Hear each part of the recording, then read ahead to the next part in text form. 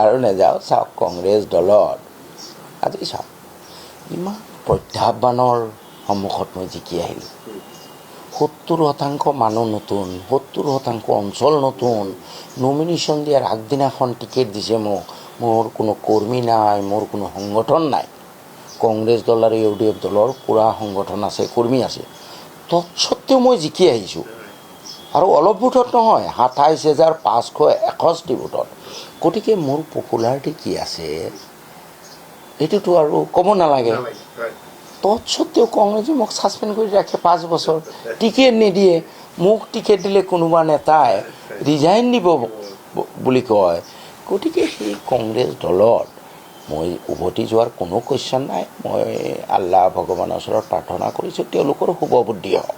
শুভবুদ্ধি উদয় হওক গ্ৰাছৰুট লেভেলত ৰাইজৰ সমৰ্থন থকা মানুহবোৰক তেওঁলোকে আঁকোৱালি লওক আৰু ৰাইজৰ দলেও মোক দুটাকৈ পাব্লিক মিটিঙত প্ৰায় 10,000 অধিক তাত কমিটমেণ্ট দি মোক সেই এক মুহূৰ্তলৈ কৈ আছিলে দাদা টিকেট দিমেই লাগিলে এলায়েন্স ভাঙি যাওক নহ'লে মই আগতীয়াকৈ চিন্তা কৰিলোঁহেঁতেন 10-15 দিন তেওঁ কৈ আছিলে দাদা আপোনাক টিকেট দিমেই লাগিলে এলায়েন্স ভাঙি যাওক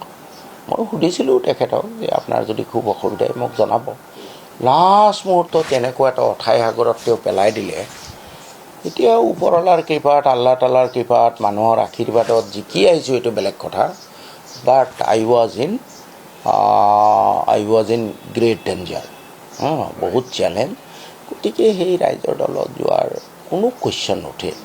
মই এতিয়া তৃণমূল কংগ্ৰেছ দলৰ বিধায়ক হৈ আছোঁ আমাৰ নেত্ৰীৰ লগত এতিয়াও দেখা সাক্ষাৎ হোৱা নাই মই চেষ্টা কৰিম যে এই তৃণমূল কংগ্ৰেছটো কেনেকৈ চাৰিওফালে ফুলে ফলে জাতিষ্কাৰ কৰিব পাৰিব অসমত সেইটোৱে মোৰ চেষ্টা থাকিব